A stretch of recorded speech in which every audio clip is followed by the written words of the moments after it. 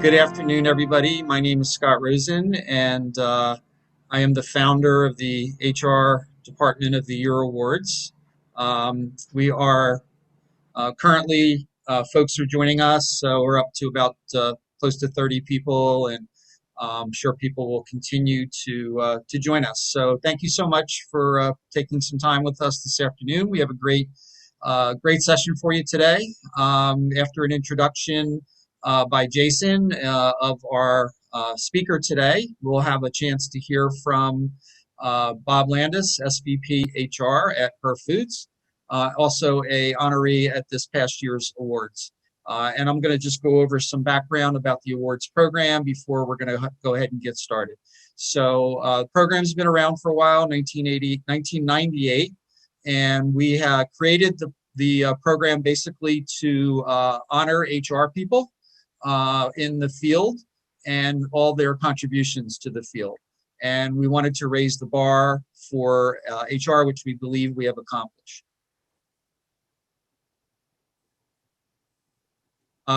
The partners for today's event are myself, David Panett from Challenger Gray and Christmas, John Ford from Tryon, and John Toohey from Salvis and Stetson Group. Really grateful to have their support of the program. And of course, we couldn't do a program like this if we didn't have sponsors. So we're grateful to have everyone from Jason Danner from Kelly Benefit Strategies, Evan Violet from Contemporary, Carme Cipriati Farr from Emerson, Double Star. We have, I believe, a guest today, HR Computes, Morris Yankel. And we also have Diversified Search, Meditation for Leadership, and Salvis and Stetson as sponsors. So we're going to go back to our original and traditional format this year. Last year was a little different, obviously, for everybody because of COVID and so forth. So we're going back to basically the way it was, which is going to be a traditional competition amongst HR departments. And applications are due on August the 4th. So if you're interested, the website is hrawards.org. And if you have any questions, you can see myself or any one of the sponsors. If you need any information about the program, we'll announce the finalists on August 20th. And then we're planning on having an award celebration on November 11th. Most likely that's going to take place in Center City. And we're planning on having a live event and really have a really nice celebration that evening.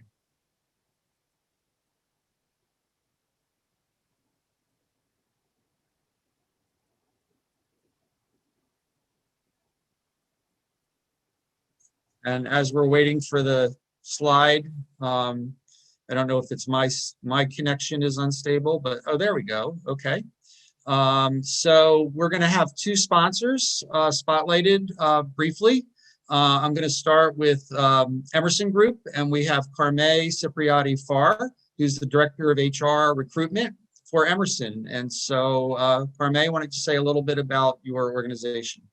Oh, Carme is not on the call. So we're going to go to Evan. Evan Violet, who's Managing Director, Contemporary Staffing, and take it away, Evan. Awesome. Thank you, Scott.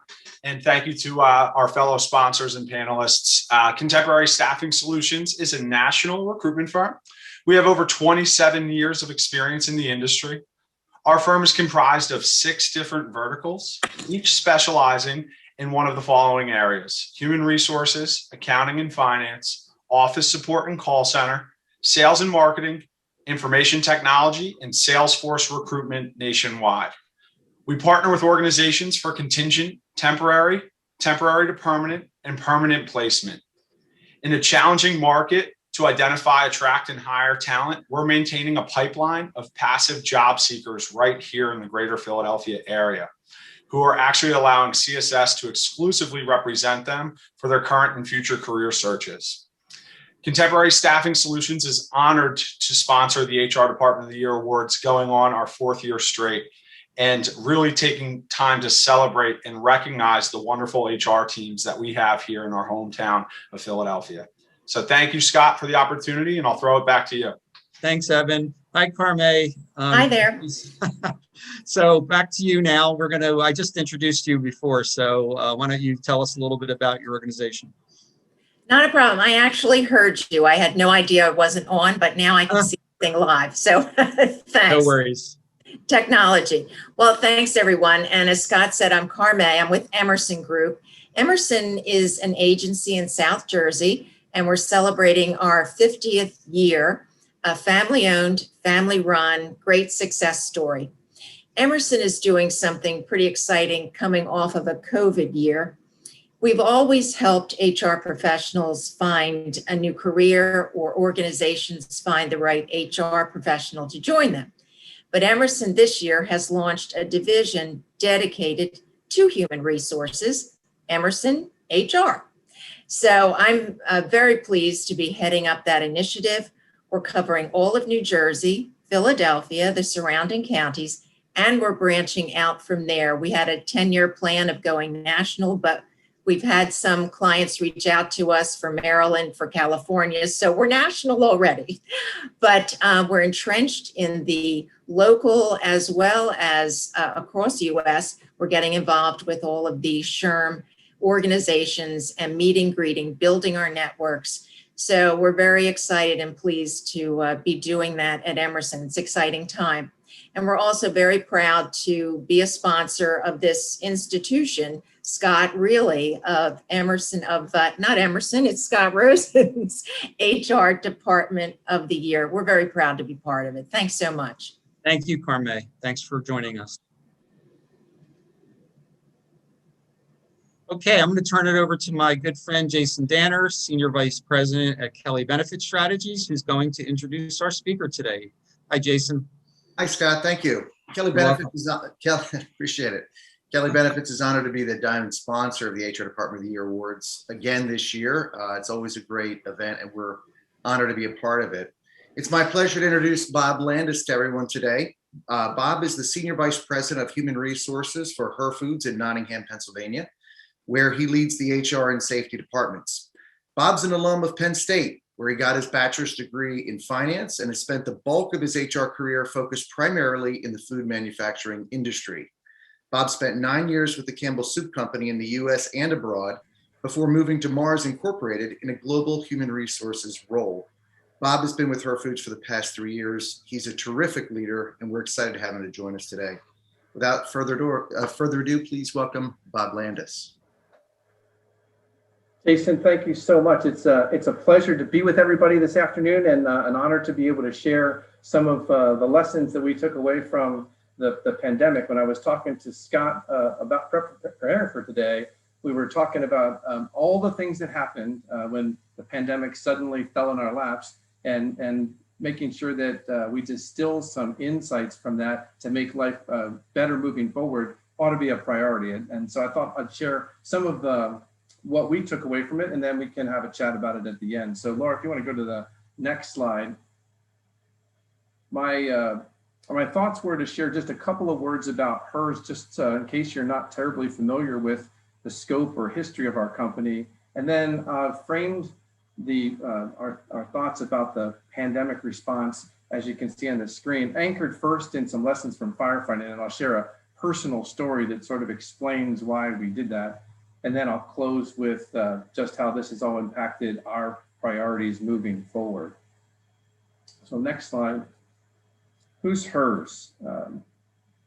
We are a private family-owned business celebrating our 75th year this year. We got 1,600 employees. Of those, about 1,400 are full-time, the rest part-time. And we operate in direct store delivery of our snack food from Ohio to New York down to about Virginia. And then we have a distributor network that distributes our products a few other places, the Midwest and Florida in particular. We have a partnership with Wawa here in the Atlantic region, and the snowbirds all like to get their Herr's snacks in Florida. So Wawa asked us if we would stock them down there, and we use distributors to do that. My HR team, including myself, is 11 full-time professionals, and then we've got 5 in safety. So that just gives you a little bit of an idea of who we are and how we're set up. All right, so I said I anchored the first part of this in firefighting. I'll tell you why. As the pandemic was just getting ready to unfold, the first couple of weeks, my safety manager, who is a firefighter in the local fire department, came into my office and using kind of firefighter speak said, "Okay, chief, what's the plan?" And we didn't have one. So, but I had a flashback at that moment about a personal event that occurred, and it kind of framed how we responded to this whole event. When I was in high school, my best friend said, "Hey, at 16, we're allowed to join the local fire department. So you want to join?" And we did. And we got trained in a little bit of stuff, and we ran on fire calls for high school. And then I did that a little bit while I was in college.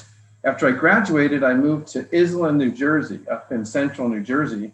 And I thought, well, with all my great firefighting knowledge, I should join the local fire department, be a good community citizen. So I did. But I should tell you here that my little village in Lancaster County, PA, where I grew up, we got about 50 fire calls a year, most of them not serious. In Iselin, when I joined, much more sophisticated department in a much busier area, they got about 450 calls a year, over half of them serious. So early in my tenure there, I was off from work on a weekday. We get a fire call for a potential house fire, and we roll up and it's just the lieutenant, me, and a probie right out of training class. The homeowner did not get the best service that day. There was smoke pouring out of the top of the house. They told us the fire was in the basement. So into the hot basement, this probie firefighter and I go, and the basement was so hot, smoke everywhere. Couldn't see literally 1 millimeter in front of your face. And we kept running into things. Firefighters' rules are you don't use water until you find the fire. And so we're trying to find the fire, and we couldn't. And I got this brilliant idea as I was nearly melting sitting there. I didn't talk to my colleague about it, but I thought, you know what? In commercial buildings, they got sprinklers. So if I just aim my hose at the ceiling and open it full blast, we'll have sprinklers in here and the sprinklers will find the fire. So I did that. About 3 minutes later, the water stopped, and I was panicked because temperature flew back up, and I thought, I'm not getting out of this basement. But a couple minutes later, the water went back on again. The gap was caused because I caught my lieutenant off guard, and he didn't have us hooked up to a fire hydrant yet. So I burned up all my water before we put the fire out. So ages later, we finally come out of the basement, the fire's out, and I'm proud of myself for my great heroics. And the first thing the lieutenant starts to do is berate me for not following protocol. You go to the next slide, Laura. When we roll up on a fire call, the incident commander has a very specific set of steps, and everybody who is on the firefighting team has some common vocabulary, common tools, and common tactical approaches for dealing with certain kinds of situations. And because of that, you can have mutual aid, one fire company helping another, because there's this common language to this common planning process. And everybody can anticipate how to support the process moving forward because they kind of know what that common language is. My big mistake was I went off and became a renegade and surprised everybody else on my team trying to be a hero, and it messed up our response, and it flooded the homeowner's home. We put the fire out, but they had like thousands of gallons of water in the basement that truly wouldn't have been necessary. So why I tell you that, if you go to the next slide, Laura, is we realized as we were getting ready to approach the pandemic that having a formal crisis management plan needs to be more than knowing who your PR agency or PR rep is and how to write a standby statement.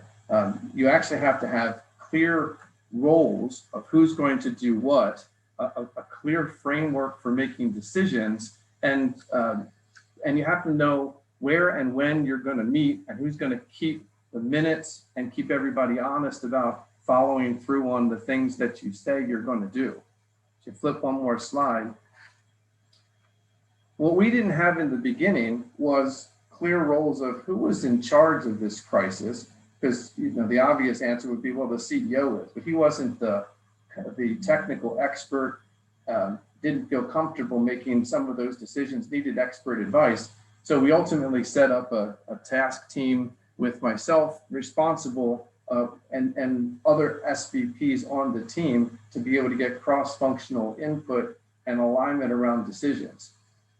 We're on our daily business use a tool called the RACI, which I bet everybody on this call is familiar with, but if you're not, it just defines for a given decision who's responsible for doing the work, who's accountable at the end of the day for making decisions when there's a tie in particular, who gets consulted before you make the decision because their input's critical, and who gets informed afterwards. They're not part of the decision-making process, but they need to be informed afterwards. We use that in our regular governance, but we had not set up our approach to crises using that, and we quickly created that. So and now we've got a mechanism for making decisions. We know who needs to be together. Now we just had to talk about when do we make those decisions.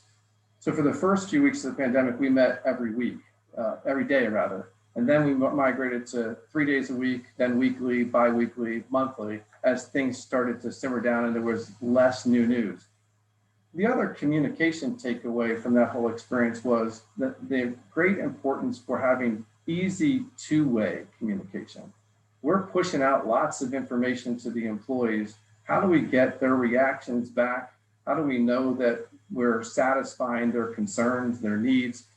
The early days, we set up a mailbox called COVID-19 at hers.com and encouraged anybody who didn't know where to go or who to talk to about their concern to send it to that mailbox, and the CEO and myself would receive all of those questions and make sure that we followed up with the employee. We've now converted that post, kind of the majority of this crisis, to this XCOM, which stands for our executive committee at hers.com. So people who want to escalate a serious concern or question, and there's a sense of urgency that they can't go through the chain of command, they're welcome to use this tool to be able to get things quickly to the top of the house, let us know what's going on and ask for our help. So it gave employees an easy way to complain, but actually what I was impressed with is our employees a few weeks into the pandemic started to use that mailbox to compliment us. When we did something well, when we came out with clear communication, when we offered them a thank you bonus for the working on the front lines as route salespeople, instead of getting complaints and questions, the majority of the things that came in that week were compliments and thank you notes, which was really gratifying. And they loved being able to shoot those up to the CEO and the executive team in an easy way and skip the whole chain of command and trusting that their managers are going to pass that along. And the last lesson from firefighting was the importance of making sure that the frontline supervisors are equipped for whatever role we assign to them. So if you need frontline supervisors to be explaining the tactics, to convince employees, help employees understand the logic behind the decision, then we need to make sure that they're fully informed and they have the conflict management or influencing skills to be able to do that. That's affected our training agenda moving forward because we realized a couple places that we were weak in the early days of the pandemic because things worked well in some departments and not in others. But the other thing it led to is a standard protocol where we never now put out an announcement to the whole organization. It doesn't first go to the executive team for alignment and then to all managers with a day or half a day for managers to be able to digest it and ask questions so that when we come out with the announcement to all employees, the managers are not blindsided and they feel like, hey, I know what the answers to this are. I know what I'm supposed to do. And now they lean in and they take 90% of the questions from their teams themselves instead of passing them along. Next slide. So now I'm going to transition to, if those were the kind of main lessons that we learned from a firefighting perspective, what else was important? There certainly was a ton of stress and anxiety in our organization, and I'm sure yours as well, created by the ambiguity and the constant change of information during the pandemic. So we have this responsibility as leaders to create calm amidst all that chaos. Next slide. When I worked at Mars, I worked for this chap, Grant Reed. He's currently the CEO of Mars Incorporated. And one of his favorite sayings is the role of the leader is to import stress and to export serenity. So how do we create an environment where no matter how stressful and how chaotic it is, we're creating calm, focus, and clarity so that employees feel safe and they know how to execute. If you go to the next slide, my translation of that is, well, we're going to create calm. We're going to translate all that stress into serenity and calm. The three elements to it for me are, how do I help employees feel secure? That's their safety, but also, understanding how the business is set up to work. How's the strategy translating into tactics? Why? The sense of purpose is why. I think we have a tendency, and certainly in our organization, we did this in the early days of the pandemic. We were communicating what we wanted to do or what we had decided, but we weren't initially clarifying why. And that was driving lots of the gnashing of teeth and questions and anxiety from employees. When we started to come out with announcements right from the beginning saying, here's the context, here's the decision, and here's the why that goes behind it. Here's the purpose that it drives in the organization or how it aligns with other governance elements. Our employees grabbed onto that pretty quickly and were comfortable. And then lastly, just clarity on what you want each individual to do.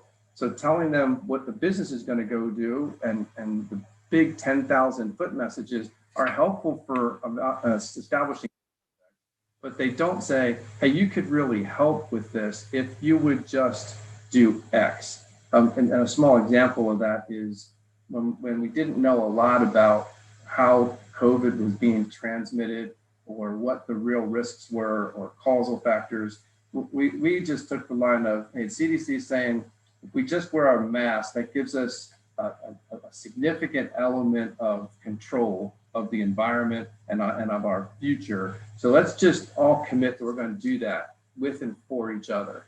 And even people who didn't like wearing masks, actually, I don't think any of us liked wearing masks, but people who were even really upset about having to wear masks thought, well, that's a pretty reasonable request, and I'll comply with that. So we got very good compliance across the organization with that.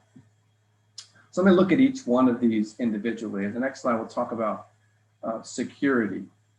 So, my employees during the pandemic were asking, how are you going to keep me safe at work?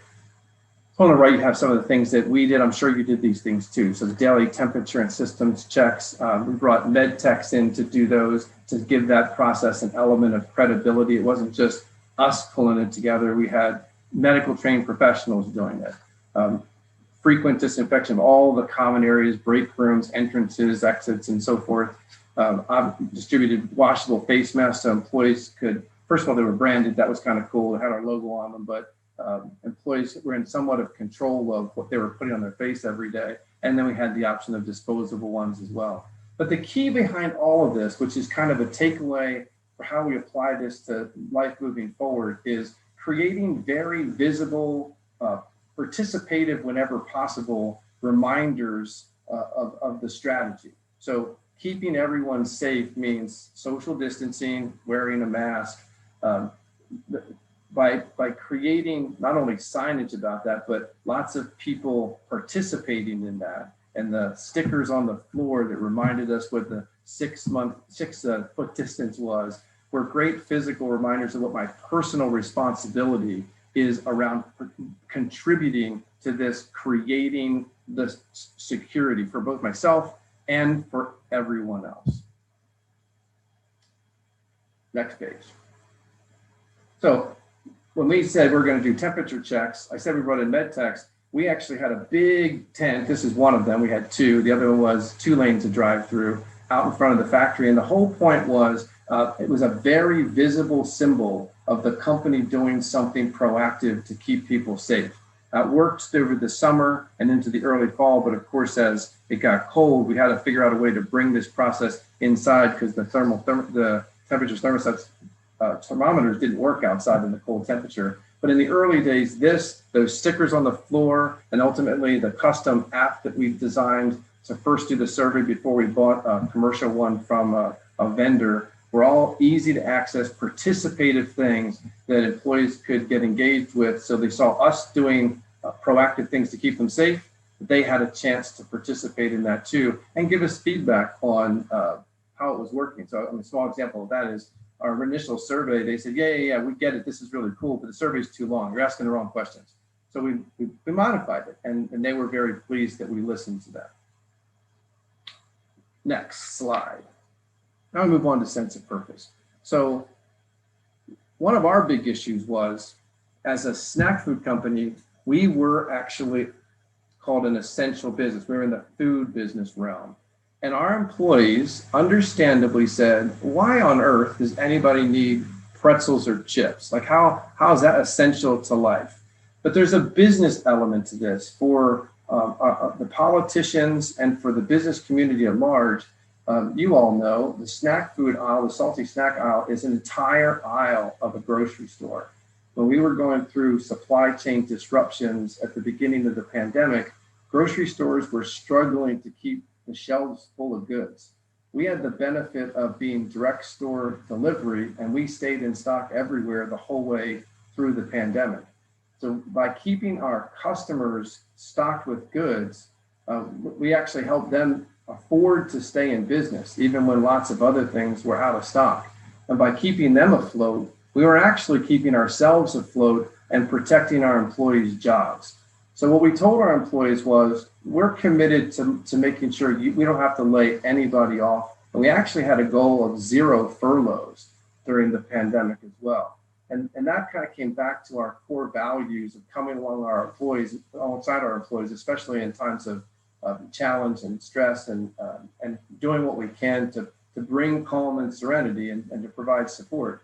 And we almost achieved that. We actually have one RSP, route salesperson delivery route up in State College, Pennsylvania, that serviced Penn State. And since Penn State was closed, there was no purpose for that route. And the individual lived so far from any other of our operations, we couldn't redeploy them. So we did furlough that individual during the pandemic, but we didn't do any others. And our employees really, I think they got it, that as much as they didn't like it, we were leaning in to do the absolute very best we could to keep them safe. So I'm using the pandemic here to make the point, but I think we can create a sense of purpose and focus and clarity anytime about anything in the business. And the secrets to success on that are on the right-hand side. Listen more than you talk. We created lots of space for employees to say, well, here's why I don't get it, here's why I don't agree. And we literally encouraged them to bring us all their tough questions. The tougher, the better. And once a month, we would, I'll get to this later, but we used video as a platform to respond to some of these at the macro level from the value standpoint. Second, clarify the business case. So I just did for you with regard to why we were essential workers, why from an economic standpoint, the politicians said that's important for us to do, but why our customers really valued what we were doing, and the fact that we were going out into the community every day, taking risk, putting ourselves at risk to deliver those products. And as people were sitting at home, not able to do anything else, honestly, letting people have a little bit of joy by having their favorite snack while they watch the movie, not a bad thing to be able to survive a pandemic when we have to stay away from all the people that we love. So the last one is, you must ask the employees to do something to engage in this process. So we clarified the business case and then said, and so here's what we need help from you on. We need to make sure we're there every day delivering these products, but we want to be a role models for safety. Whatever the CDC says, we want our customers to look at us and say, hey, I don't mind the Herr's rep being here because they always follow all the protocols. They always keep me in stock, and I desperately need that now because I've got other aisles that are completely barren. So there was a specific action that they could take so they could be engaged with this. No matter what strategy you have, there's always something we can figure out that employees can do to support that right now. So they go from talking about it to actually doing something about it. And then lastly, next slide is how do you create clarity? So there's multiple things that our employees were unclear about through this whole thing, but one was, I mean, if I listen to this radio station or TV station, they tell me this. If I read this website, it tells me that. Everything seems to be contradictory. Part of that was due to the pace at which information was changing. And employees said, this is just overwhelming to me. So we said, okay, we're going to appoint somebody who's going to monitor all the state health websites and the CDC on a daily basis. And we're going to create a Cliff Notes version of that. And we're going to share it with all managers so that you get up to the minute information on what's happening in the state where you work and how it affects you. And then your manager can help you talk about how to apply that. So obviously to do that, we had to train our employees to come directly to us to get that information. So that was setting up a cadence of weekly communication. And in the beginning, we didn't have it, but as time went along, people realized, okay, I have all these questions and concerns. I'm not going to bellyache about it. I know every Thursday afternoon, this new piece of information from corporate comes out, and I'll just wait for that because it usually answers most of my questions. And then we embellish that with frequent roundtables, looking to some of our thought leaders at all levels of the organization to say, what are you hearing? What's the pulse of the organization around you? What are you learning from them? And we would incorporate that in our crisis planning meetings to make some shifts to both policy and protocol, but mostly communication. And we got some heads up on what people understood very well and agreed with and what they didn't understand. And one of the things that we implemented during the pandemic, which we've kept since then, is we invited all of our employees that we didn't have cell phone numbers for to give them to us so we could create an emergency alert system of breaking news. And we use that very infrequently so that we're not bothering people with a bunch of unnecessary text messages. But when you need to get something important out quickly, it's a very powerful tool. We've had not a lot of people unsubscribe from it afterwards, thankfully. I'm pretty pleased with that. Hey, Bob, we have a question. Yes. So the question is regarding engagement, sort of before, during, and after. Did you have any kind of formal mechanism to sort of take a look at what your employee engagement looked like, before the pandemic, what happened during it, and then what it's like now? Did you have, I don't know if you use any tools or if that was just something that you felt that you could sort of, pick up on in the organization?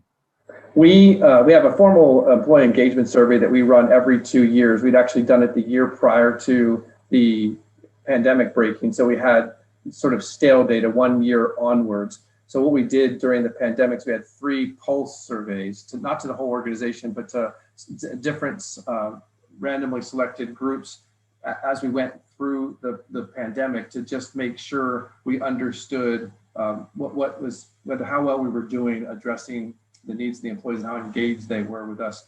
I have to say, we made a bunch of mistakes, which is why I wrote this stuff down and I'm sharing it with you today. I think the more structured we could have been in the beginning, we would have wasted less time and confused less people. But as we got into the cadence of using some of these tools, we definitely saw engagement, which was very high, by the way, 2 years ago, pop back up to the level that it was. And now, as people perceive the pandemic winding down, I would say our engagement is right back to where it was before. Great. And another question also from Lori Plant from CCI Consulting. Lori asked, what have you learned about yourself as a leader over the last year? What are some of the, oh, okay, I'm doing a pretty good job at that. And what are some of the areas where you said, wow, this is really an area that I need to work on? It's a wonderful question. I guess one of my strengths is being able to, I'm inspired by big goals and the challenge of climbing a mountain and rallying the resources and team to get against that. But sometimes I could be very task focused as a result of that. I'm a driver, want to get it done. And during times like this, it is just ever so important to just be human, like recognize the humanity in other people, create space for just cared. Everything doesn't have to translate to so here's what we're going to do. We can just say, I just want to check in, see how you're doing, just to do it, right? And just to hear what's on people's hearts. And so we had, I did that an awful lot. I was out of my office on the floor and visiting branches, and all of the senior executives made a commitment to do exactly the same thing.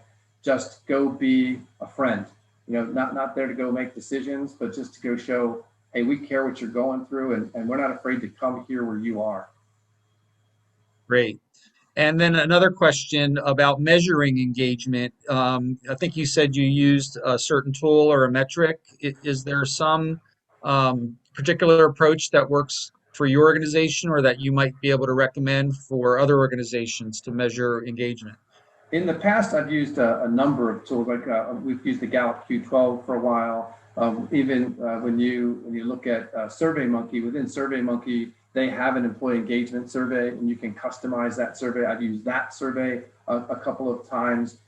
We ended up 2 years ago going to the Qualtrics and buying their platform, primarily because while we had customized our own homegrown survey here, only about a quarter of the questions were benchmark questions that we could kind of compare to the marketplace. And I really wanted across communication, collaboration, trust in the organization and so forth to have pure benchmark questions. So now all but one question on our survey has a benchmark, and we're able to year over year track how we're doing against our own results, but also against a big database of other folks. I like the Qualtrics tool more than I like SurveyMonkey.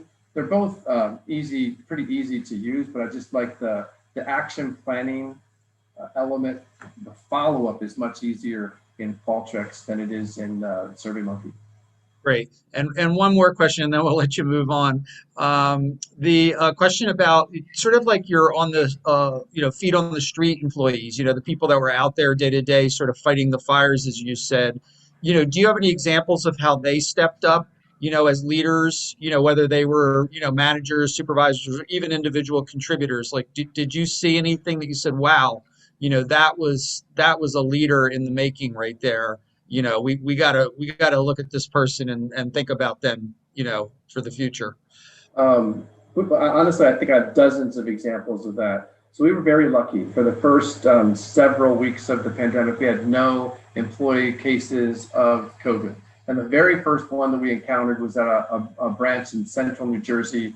And as soon as we obviously couldn't talk as a company about somebody's diagnosis, but in this case, the employee told all their friends at work that they had COVID. So it was out and we could react to that. What I was so proud about is some of our route salespeople can be a bit precious sometimes about their time and having to cover somebody else's route in addition to their own. And immediately when that happened, we had volunteers running to the branch manager's office saying, can I help cover their route? Can't believe that they're doing that. And it kind of started there. People looking out for one another and saying, what can I do to help you? And all across the organization, we had small to big examples of that. People just saying, I know you're going through a lot. How can I help you? Great. And then last question, then you move on. People are asking about free chips and cheese curls for the audience here today. Just kidding. I guess I'm going to have to deliver on that, aren't I? I'm kidding. Yeah, thank you. We'll keep moving on and probably have a few more questions at the end for you. Well, on that point, Scott, I do say I never come to live events without bringing snacks. So if we ever get in person, you can rest assured I always come with boxes of treats. You can count on that. Well, we're going to take you up on that because we're going to have about 200 people at our celebration this year. So bring a lot of chips with you. I got you covered, my friend. So the third element of this was living the culture and values, which actually ended up being a fairly critical leg of the stool for us in terms of the success that we garnered, and it breathed new life into our thinking about how we talk about our culture. So go to the next slide, if you would, Laura. Our goals as an organization are to maintain the small business feel from when JS and Herr started the business, and it was only a couple of dozen people in the early years, and everybody knew everybody, and there was a deep sense of care and concern. The family want to make sure that we maintain that forever if we can. So I mentioned earlier, listening more than we talk. Our CEO is the best at this. He asks all kinds of awesome questions, really about the business, but lots about people and how they feel. He's he's a feeler from a kind of a styles assessment point of view, and that in the times of crisis, that really helps you.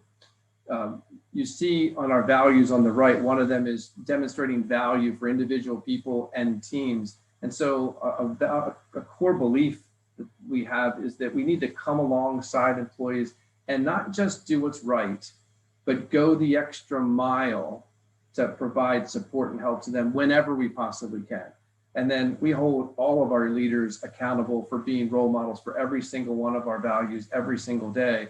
And we encourage everyone, top to bottom in the organization, to call out, and there's multiple tools by which they can do that, whenever they see something that is incongruent with what they believe our values are. So that's what we're holding ourselves accountable for. If we flip to the next page, we'll talk about the lessons we learned. So I mentioned it a second ago, senior leader visibility and accessibility was critical. So we created this two-way communication, was email, but people value talking mano a mano, especially in our culture.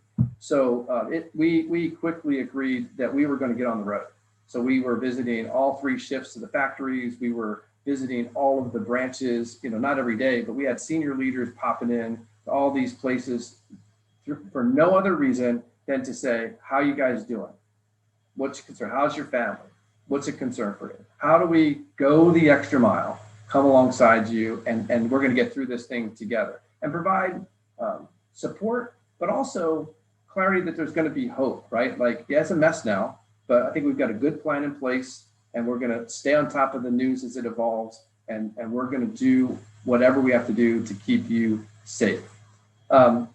We insisted that an HR person and supervisors walk the floor in the factory and the dock and the branch warehouses every single day during the times when key people were moving about. And that was just to be accessible for one-on-one questions, right? Like, you don't want to make it so hard. The factory, sometimes you have to walk half a mile or 3/4 of a mile to get from where you work to the HR department.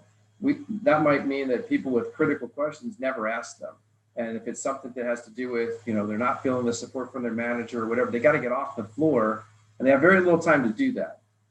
So accessibility to senior leaders is easier for us in our smaller branch warehouses. So there's only 20 to 50 people typically, but in the factory, that's a little bit harder. So we pushed supervisors, senior level supervisors and HR out onto the floor routine multiple times a day during all shifts to be accessible. I said here, remember that the small things mean a lot. I mentioned that we had our first case of COVID in a branch in Central Jersey. I didn't have to go ask. As soon as that happened, the CEO came to me and said, can I have the phone number of the employee, the cell phone of the employee and their spouse? He personally called them both to check in and just make sure that there's not anything they needed. And then we came alongside them from their local branch to provide support until that individual recovered and come back to work, and they did. Culture matters. And employees believe that culture is real when they see it being lived. So I say here, talk about culture a lot, but it's not because I think talk makes is the important piece, but the more you keep it in front of people, what the expectations are and why those are the expectations, people then have kind of the rule book or the plot, how I play, how do I get engaged with this? So everywhere we traveled, we'd say, look, here's our philosophy about this, and this is what we're trying to do. We're not going to get it right every time, but here's the avenues we want you to push back to us so that we can have a dialogue and we'll figure it out together because you're smart people. We trust you and we want you to be able to trust us. And we talked about these values on the right-hand side every day. And providing quality service to our customers every day is one of our core values. And that meant that even though it was difficult, it was stressful and painful to go out there in the pandemic, that was what we committed to our customers. And we didn't want to renege on that because there was a pandemic. So it became, how do we find a way to do that in a way that you feel safe and supported? so that we can deliver to our customers. And our employees got it, and they were very happy to engage. So that kind of wraps up the major lessons that we took away from the last 15 months, and it has shaped our priorities moving forward. So if you go to the next slide, Laura, the first thing is we're just talking about culture. We have a formal plan now to reinvest in our culture, and we were trying to build more cross-functional collaboration, and the tool we're using to do that, storytelling. I tried to role model that a little bit today for you. Part of the reason for telling you the firefighting story was in fact that really happened, and that's why I had the framework in my mind that I did around a structured approach to a complex problem. But people remember a good story or an interesting story far more than facts and figures from a business presentation. And I admit, 90% of the business presentations I sit through, but someone tells me a good story, I remember that for years. So we started telling stories about our culture and about people doing things right. And last year during our nomination, we talked about, we created a new award program called Her's Love. Love stands for living our values every day. And we encourage every employee to nominate any other employee that they thought was doing a great job living our values every day. And we would showcase that. We would celebrate that. Because it was about finding people doing stuff right instead of complaining that they did stuff wrong. And that good begets good, and energy begets energy. And that's what we're getting out of that. So we've all heard of TED Talks. Here at Her's, we created something called Ed Talks. Ed's our CEO, Ed Herr. So once a quarter, he does a video like a little TED Talk and talks about something related to culture and collaboration and says, here's what he's seeing that he's so proud of our people for. And then he makes an ask. Here's what I need help from you on over the next quarter. And so he's really, through video, having a conversation with people, telling stories and creating energy. And I think we're going to be able to take our employee engagement to the next level with that one tool be kind of an inspiration, and all the things that will spawn from that. We did realize that several places in our organization, we had supervisors and leaders that were not appropriately equipped to be able to deal with conflict or like when an employee. So we say we have to wear masks, and then the employees push back against that. So they were putting everything up 1 and 2 levels and not appropriately engaging their teams. Then we realized it wasn't their fault. We hadn't skilled them up to do that. We put people who were technically adept into those positions and not people who had enough people leadership skills as well. So we are investing in new training this year to address that and make that go away. On an ongoing basis, we're always looking for improving our health benefits programs, the outcomes for employees, overall quality of life and wellness, but also affordability. We've got people making $15 an hour, and I worry a lot about the cost of benefits with people who only make $15 an hour. So how can we continue to deliver a robust program and continue to take cost out? So we do that through a number of carve-out programs, one of which we talked about last year, which was travel medicine, going where cheaper medicines are available for these extremely expensive infusion drugs. But we're always looking for, even though it adds complexity to administration, if we can deliver value and service at a much lower cost, then we're always looking to bolt that onto the program. And our direct store delivery, so I've got 800 trucks running up and down the roads every single day. We have our fair share of accidents. I'm proud to say that 5 years ago, we had twice as many accidents that we have today. So we have a big focus on training safety for our drivers and eliminating all preventable vehicle accidents. We can't do a whole lot about somebody ramming into the back of one of our trucks, but things where we control, we can. And we've brought OSHA recordables down well below the industry average for food manufacturing.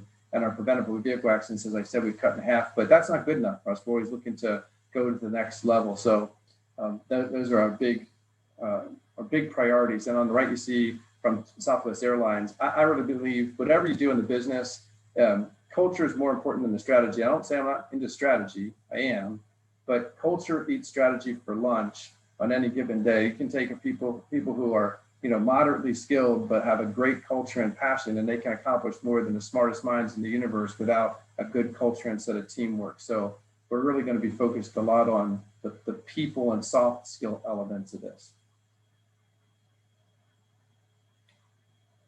I think I'll stop there and see if there's any more questions, Scott. Thank you, Bob. Thank you so much. Great presentation. And I guess a question about when you found out that you and your HR team were going to be honored at this past year's event. How did that land on you, and how did it land on your team? And then what did you kind of do with that? Was there any kind of celebration, or was there anything communicated to the rest of the organization? Because the HR team, right, is a mirror for the organization. So how did that all kind of land on you and your HR team? Well, my team was involved in various aspects collectively of putting together the nominations. They all knew that we were doing this. And for us, it was an opportunity for validation, right? Like, you always want to know, is what we're doing enough, and how does it stack up against kind of what everybody else is doing? So we were humbled, believe me, but really happy. So everyone was really quite excited when we found out about the award. And yes, we had a big celebration as an HR team. As a manager, though, we were very reluctant to go bragging around the organization for the risk of maybe looking like HR thought they were smart, and by inference, everybody else wasn't as smart. So we borrowed the HR Department of the Year footer that you created and put it in our email messages, and that created some fun conversation here and there across the organization with people saying, "What is that?" And we were very proud and happy to explain that. But we're a bit more low key on that side of it. Got it. And was it a difficult process to apply for, or did you find it relatively, easy to get into the application process? Actually, as award processes go, we found it relatively. We did a little bit of dividing and conquering, but because you can write whatever prose you want, but you want to be able to supply some of the facts. So there's a little bit of information gathering and proof making, but it's not onerous. It's a very easy process. And actually, my team really enjoyed doing it. Oh, great. We also have a couple questions about like talent acquisition during this time. A lot of companies are saying they're having difficulty finding, workers, and, there's a talent shortage. Are you experiencing that? In what areas are you experiencing, and what are you doing about it? Painfully. I mean, it's all your hourly roles, the sort of the entry level, that 15 to maybe $20 an hour corridor, because with the unemployment and then the subsidies, for some people, you can make as much money or close to it staying at home, and people are taking advantage of that. So we've seen a whole bunch of people pull themselves out of the workforce, and now everyone's competing for a smaller pie, and that's resulting in sign-on bonuses and higher wages, which really concern me because this will normalize. But we want to be careful about what we move up during this period of time. But yes, we've struggled with it. So we've had to resort to where we could just put something on Indeed and we get hundreds of responses. Now we're having to pay for sponsored ads and sponsored listings to get to stay in the limelight long enough to get the few people who are out there still applying. Yeah. Well, listen, we want to thank you so much for coming here and presenting to us, and really learned a lot from you. And I'm sure the group that attended feel the same way. So we want to thank you so much for your time, and really thank you. Fantastic presentation. Thanks for the invitation. It was a pleasure to be with you today. You're very welcome. So we're going to move into next sort of the closing phase of today. We have another sponsor that we want to spotlight, Mars Yankel, who's a principal with HR Computes. Mars, we'll hand it over to you. Super. Thanks so much, Scott. Unbelievable, Bob. Great story. Love the information about the common language, common process. And what we do a lot of times is really help with that. HR Computes. What do you guys do? I wish I knew what you did 6 months ago is what we hear all the time. We do human resources technology. We don't sell it to you, but we help you get the most out of it. So applying some of those ideas, that Bob mentioned around common language, common process. We've helped companies figure out how come we're paying $3 a month for something we're not using, and we've been doing it for 4 years, a scheduling system. Another story is, hey, onboarding. Would that help us? It would reduce 3 hours potentially for every new hire when they come in on their first day. Anyway, HR Computes, love to talk to you, especially the HR Excellence Awards. If you have any questions, Morris at HR Computes. Thanks so much, Scott. It's great to be here. Thank you, Morris. So again, just to kind of recap today, if you're interested in applying, applications are due August 4th, hrawards.org. Finalists are announced on August 20th, and our awards celebration on November 11th of this year. Again, want to encourage everybody to consider applying, or if you have a client that you think is doing a good job with their HR function, please encourage them to apply. So I want to thank everybody. I want to thank Bob again. I want to thank all of our sponsors. Thank you, Laura, for putting this together, Linda and Larry for all your help with the technology part of this. And I wish everybody a great afternoon.